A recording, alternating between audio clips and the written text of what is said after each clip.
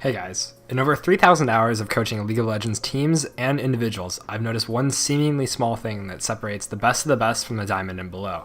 Today we're going to be looking at lane control and how to set yourself up to be in a favorable position throughout your entire laning phase. This is how challenger players turn a 300 gold kill into a 1,000 or 2,000 gold swing.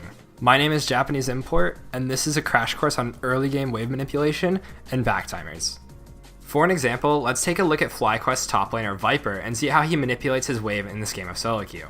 The game starts with Elise level 2 ganking top lane and getting a kill.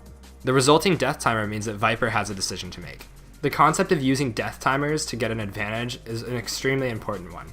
While this can be done by taking towers, contesting neutral objectives, and even counter jungling, the most important thing is to set yourself up to continue getting more advantages. Being able to punish the enemy in the most optimal way for each mistake means that you'll get the biggest lead possible and continue to grow your gold lead. It's become pretty common knowledge that pushing your lane after getting a kill is one way to get an advantage. This is because it denies the enemy CS as well as XP and sets the wave up to push back to you. When your minions are hitting the enemy tower, the wave will slow push back into you or reset in the middle if all your creeps manage to die before the next enemy wave arrives. This is a really common time to take a back timer. A slow pushing wave into you means that you can reset, come back to lane, and still get most of the creeps that were in the lane. Critical thinking is the most important skill in League of Legends, and always knowing that there could be another option is extremely important. Let's watch what Viper decides to do with his wave. While Viper could hard shove to get a back timer, as well as blow the enemy Aatrox TP, he sees another solution. Viper looks at his approaching minion wave on the map and knows that the enemy minion wave will also be in the same position. As such, it's unlikely that he would be able to fully shove the wave in time to deny Aatrox most of the creeps. He sees that Elise is still hugging topside.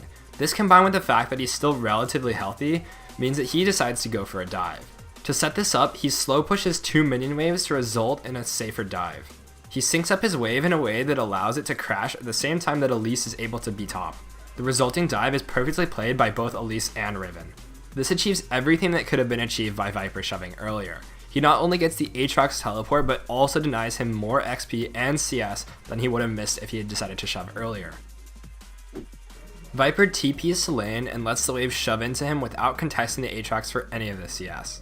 Even with a large lead, he lets Aatrox shove him in and doesn't contest for any of the CS. This is because of his inferior sustain and his want to stay healthy for the next incoming trade. When Elise shows up top again to punish the flashless Aatrox, Viper is ready to react.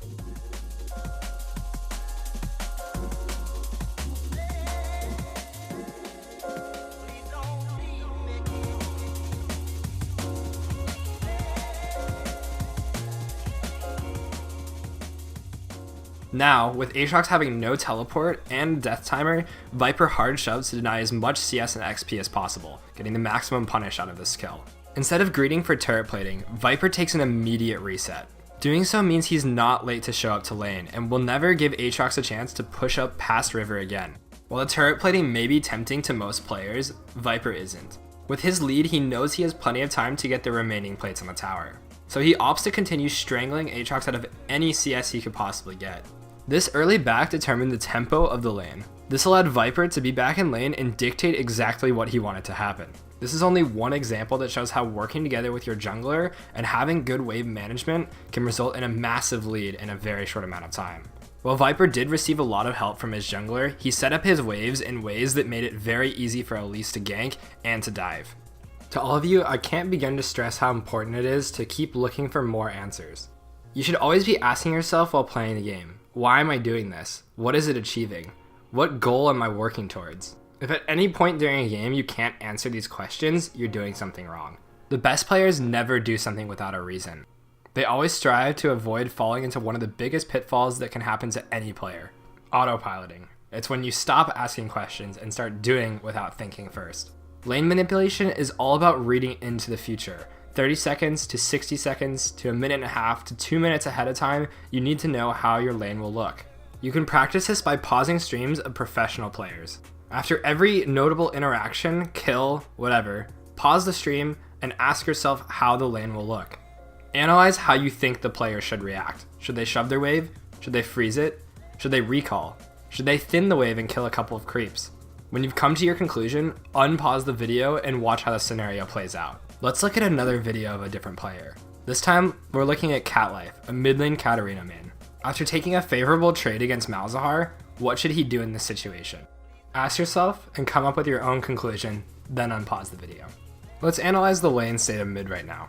There's an extra cannon minion as well as a caster minion stuck around in the midpoint of the lane. If both creep waves are to crash with either player not doing anything to wave right now, the red minions would push into the blue tower. Katarina has two likely decisions to make here. One, to let the minions push into his tower and freeze it, or to push the minions back. Think about the benefits and drawbacks to each situation. This is the opposite scenario of the Viper clip that we posted earlier on in the video. In the first clip, after the kill, the wave was pushing into the opponent. In this clip, the wave is pushing back. Immediately after taking this trade, Katarina must decide between these two choices. He decides to freeze the wave into him, which is the correct decision. If Cat Life tries to shove, Malzahar could immediately TP back to the wave due to the low death timer and hold the wave in front of his tower and set up for his jungler to come gank. Because it's a melee versus range matchup, Katarina has a very difficult time actually finishing the shove when the minions are close to the tower. To counteract this, he freezes the minion wave into him. Not only does this also force the Malzahar teleport, but actually denies Malzahar more creeps and experience. This also puts Katarina in a better lane state. She can sit in front of her tower and have the wave held there and be unable to be ganked by the enemy jungler. This was just an example on how to apply these concepts and learn on your own. There are an infinite number of matchups as well as situations that can play out in a game. So learning how to identify each one on the fly is super important. Mastering this concept is your first step on your journey to Challenger. Remember to subscribe to this channel and ring that bell so you never miss our next videos. Thanks for watching.